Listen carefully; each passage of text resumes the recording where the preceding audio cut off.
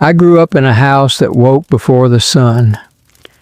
Our farm lay along a narrow dirt road in western Pennsylvania, where the hills rolled like sleeping cattle and the mornings smelled of damp earth and wood smoke. The house was small, 2 rooms below, 2 above, its beams darkened by years of soot. In winter, frost traced the windows like lace. In summer, flies hummed lazily against the glass. My father rose each day at 4. I never heard him yawn, never heard him complain. Only the steady creak of the bed, the rhythm of boots on wood, and the door opening to the gray breath of morning. By the time I reached the kitchen, he had already fed the chickens and checked the fences. His hair was combed straight back, his jaw set as if the day required defense. He was a tall man, broad in the shoulders, with hands carved from labor.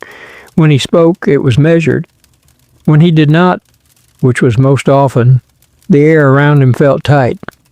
At breakfast, my mother filled the silence with small mercies. The wind changed in the night, she would say, or, "Samuel, eat before it cools." My father would nod. Nothing more. I tried, as boys do, to win something from him. A smile, a story, a hand on my shoulder. When I was 7, I ran from the barn with a splinter buried deep in my palm. I held it up to him, more hopeful than afraid. He took my hand, steady and careful, and drew the splinter free with his pocket knife. "You'll be fine," he said.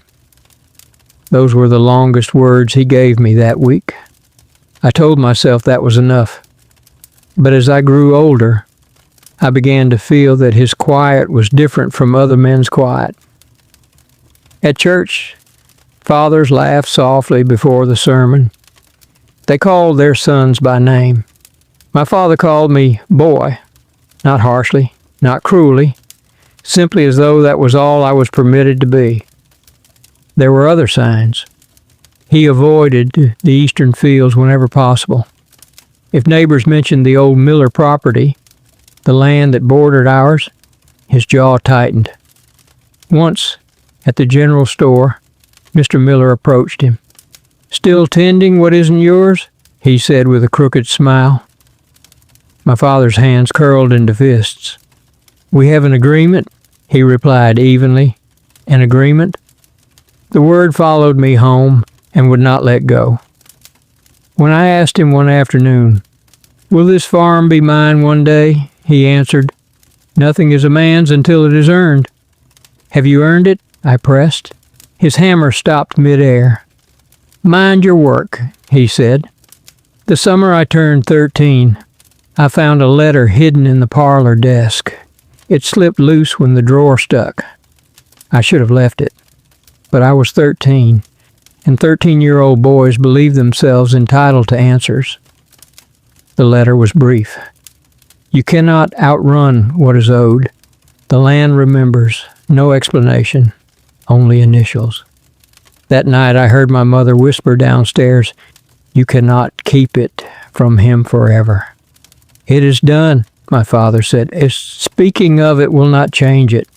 But it changed me. The truth came months later at supper. The quiet had grown brittle by then. My mother's hands trembled as she set down a bowl. "The eastern field was yours," she said softly to my father, "before it was taken." Taken. The words seemed to split the air. My father stood. I stood with him. "Taken by whom?" I demanded. "By my brother," he said at last. I had an uncle, Elias. The land had belonged to their father. Crops failed, debts mounted. An agreement was signed, one my father believed temporary. Elias claimed it permanent. Words hardened. Pride grew larger than the fields themselves. They stopped speaking. "You let him take what was ours?" I asked. "It was complicated," he said. "It was cowardice," I answered. I told him I would have fought, that a man must never surrender what is his. He looked at me with a sorrow I did not understand. "That," he said quietly, is exactly what I feared. After that night, something hardened in me.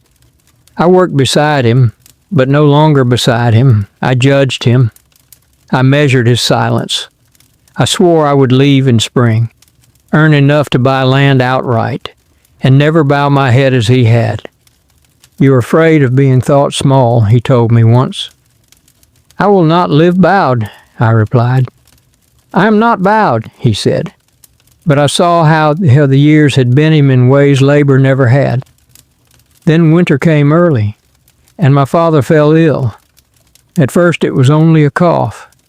Then it was weakness. The man who had risen before dawn all my life could no longer rise from his chair without effort. One evening, as he struggled to lift a sack of feed, I stepped forward and took it from his hands. He did not resist. "Thank you," he said quietly. The words unsettled me more than anger would have. As snow pressed against the windows and the world turned white and still, he asked me to sit beside the hearth. "You think I surrendered," he began. I did not deny it. "When your uncle and I fought," he said, "our father begged us to reconcile. We refused. He died while we were divided." The fire cracked softly. I could have dragged the land through courts. I could have filled this house with shouting and vengeance. But your mother was carrying you. I chose quiet over war. "You chose defeat," I said, though the certainty was gone. "I chose you," he replied. The simplicity of it struck like a blow. "I did not want you raised in bitterness. I thought if I bore it alone it would end with me. But it didn't," I whispered. "No," he said, "because I never told you why." That was the first night our silence held understanding instead of distance. He died before the thaw. There was no dramatic confession, no reconciliation with his brother, only quiet. I stood beside his bed and saw his face at rest for the first time in my life. The tension that had lived in him was gone. After the burial, I walked to the eastern boundary. Snow lingered in patches. Smoke rose from my uncle's chimney beyond the trees. I considered crossing. I did not. Not yet. Weeks later, I found among my father's papers a letter never sent. "Brother," it began, "I am tired of carrying this alone. If you ever wish to speak, my door is not closed." There was no anger in the ink, only weariness. He had been closer to reconciliation than I ever knew. Years have passed since then. I did not leave in spring. I stayed. I worked the soil that was ours and the soil that was not. And in time, I did cross the boundary. Elias and I spoke, not as enemies, but as men who had buried too much. The land was never restored, but something else was.